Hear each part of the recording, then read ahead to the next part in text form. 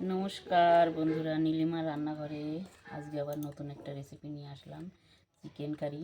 চিকেনটাকে আমি একটু লবণ আর হলুদ আর তেল মাখিয়ে ম্যারিনেট করে রেখে দেবো। আমি হলুদ আর লবণ আর তেল দিয়ে আমি চিকেনটাকে ম্যারিনেট করে রাখবো। বন্ধুরা, আমার ম্যারিনেট করা হয়ে গেছে, আমি এবার ঢেকে রাখবো। দেখুন বন্ধুরা, এখানে আমি শিলপাটায় আদা বেটে রেখেছি, এখানে জিরে আর শুকনো লঙ্কা আর রসুন বাটা, আর এখানে টমেটো কুচি করে রেখেছি, পেঁয়াজ কুচি করে রেখেছি, আর লঙ্কা চিড়ে রেখেছি। আর আমি চিকেনটাকে ম্যারিনেট করে রেখেছি। আর এখানে আমি আলু ডুমো ডুমো করে কেটে নিয়েছি, আলু দেবো চিকেনের মধ্যে। নমস্কার বন্ধুরা, দেখো আমি আজকে দুটো রেসিপি করব, মানে কপির ঘন্ট করব। এই যে আমি আলু কুচি করে কেটে রেখেছি, আর এই বাঁধাকপির ঘন্টটা আমি করব। বাঁধাকপির ঘন্ট আর চিকেন কারি। দেখো বন্ধুরা, আমার কড়াইটা গরম হয়ে গেছে, আমি তেল দিয়ে দিলাম। কপিটা ঘন্ট করব তো, বাঁধাকপিটা। এবার আমার তেল গরম হয়ে গেছে, আমি এবার কটা পাঁচফোড়ন আর একটা তেজপাতা ছিঁড়ে দিয়ে দিলাম। এবার আমি লঙ্কাগুলো দিয়ে দেবো, আলুগুলো দিয়ে দেবো।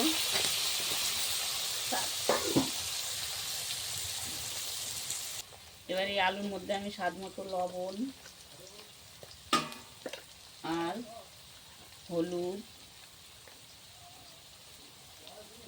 আর কটা চিরা কাঁচা লঙ্কা দিয়ে এবার ভালো করে আমি আলুটা ভেজে নেব। আমার আলুগুলো একটু ভাজা হয়ে গেছে, আমি কটা টমেটো কুচি দিয়ে দিলাম, আর একটু আদা বাটা দিয়ে দেবো। দিয়ে ভালো করে একটু কষিয়ে নিয়ে তারপরে আমি বাঁধাকপিটা, নিরামিষ বাঁধাকপি তো, আমি নিরামিষ বাঁধাকপি করছি। তারপর বাঁধাকপিটা আমি দিয়ে দেবো। এবার আমি বাঁধাকপিটা দিয়ে দেবো। আমি কুচিয়ে ধুয়ে একটু ভাপে নিয়েছি বাঁধাকপিটা। এই যে বাঁধাকপির একটা গন্ধ আছে, ওই গন্ধটা যাতে না লাগে তার জন্য আমি বাঁধাকপিটা একটু ধুয়ে ভাপিয়ে নিয়েছি। দেখো বন্ধুরা, আমার কপি ঘন্টটা হয়ে গেছে। আমি এবার কটা ধনে পাতা কুচি দিয়ে দিলাম, দিয়ে ভালো করে নেড়ে চেড়ে একটু গরম মশলা দেবো। এবার আমি একটু গরম মশলার গুঁড়ো দিয়ে দেবো, দিয়ে ভালো করে নেড়ে চেড়ে আমি নামিয়ে ফেলবো। দেখুন বন্ধুরা, এই রেসিপিটা যদি আপনারা বাড়িতে একবার ট্রাই করে দেখুন।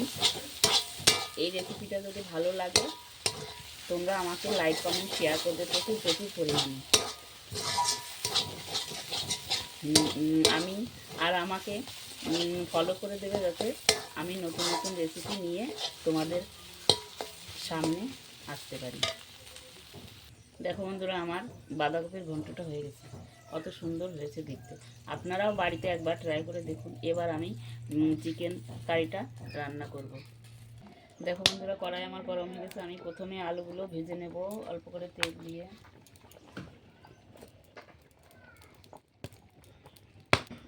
এবার আমি আলুগুলো ভেজে নেব। একটুখানি হলুদ আর একটু লবণ দিয়ে আমি আলুগুলো ভেজে নেব।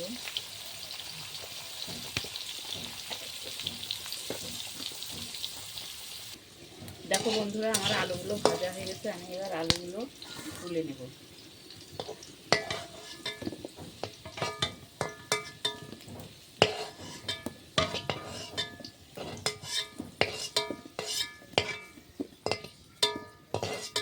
এবার এই তেলের মধ্যে আমি পরিমাণ মতো যতটুকু তেল লাগে আমি দিয়ে দেবো।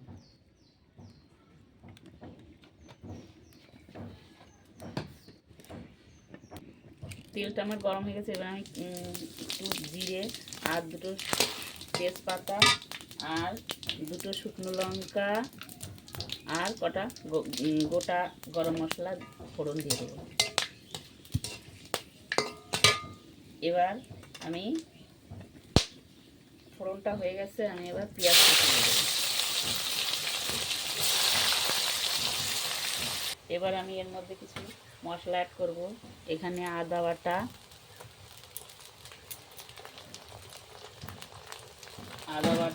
আর এখানে রসুন বাটা বড় চামচের 1 চামচ, আর এখানে জিরে আর শুকনো লঙ্কা বাটা। আমি শিলে বেটে রেখেছিলাম। বেটে আমি এই চিকেন কারিটা রান্না করব। আমি শিলে বেটেই বেশিরভাগ রান্না করি, মাঝে মধ্যে হয়তো মিক্সারে দিয়ে যাবো, যেদিন ভালো লাগে না।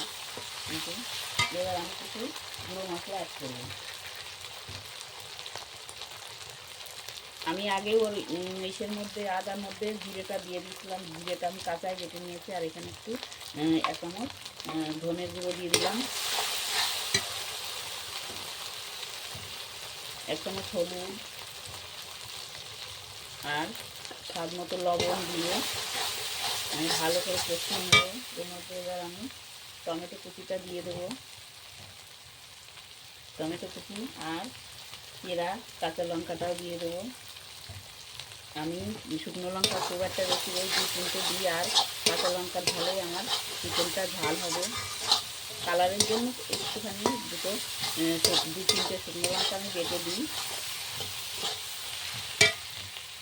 এবার এর মধ্যে আমি বাটি ধোয়ার জল একটু দিয়ে দেবো, দিয়ে মশলাটা ভালো করে কষিয়ে নেব। দেখো বন্ধুরা, আমার মশলা থেকে তেল ছেড়ে গেছে। এবার ম্যারিনেট করা চিকেনটা আমি দিয়ে দেবো, দিয়ে ভালো করে আমি নেড়ে চেড়ে মিশিয়ে নেব। দেখো বন্ধুরা, আমার চিকেনটা কষা হয়ে গেছে। এবার এর মধ্যে আমি আলুগুলো, ভেজে রাখা আলুগুলো দিয়ে দেবো, দিয়ে ভালো করে আমি মিশিয়ে তারপরে আমি গরম জল দিয়ে দেবো। আমার চিকেনটা কষা হয়ে গেছে। এবার আমি জল দিয়ে দেবো।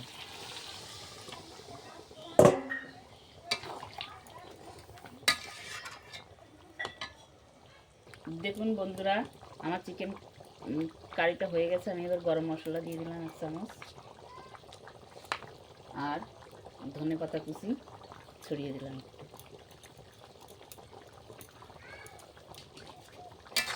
এবার আমি একটু ঢেকে দেব।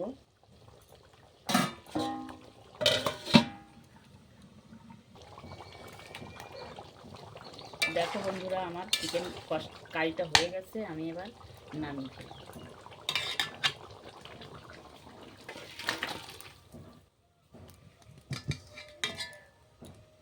দেখো বন্ধুরা, নীলিমা রান্নাঘরে 2 রেসিপি হয়েছে, আর 2 বেগুন ভাজাও করে রেখেছি। আর এখানে বাঁধাকপির ঘন্ট, নিরামিষ ঘন্ট, আর এটা চিকেন কারি।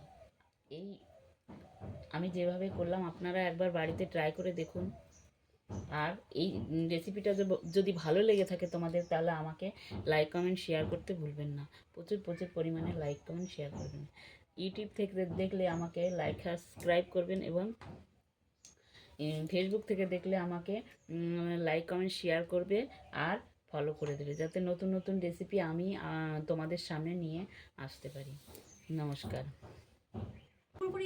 দেখ তো কোয়েল, কেমন টেস্ট হয়েছে? একটুখানি ঝোলটা, গ্রেভিটা টেস্ট করে দেখ, তাহলেই হবে।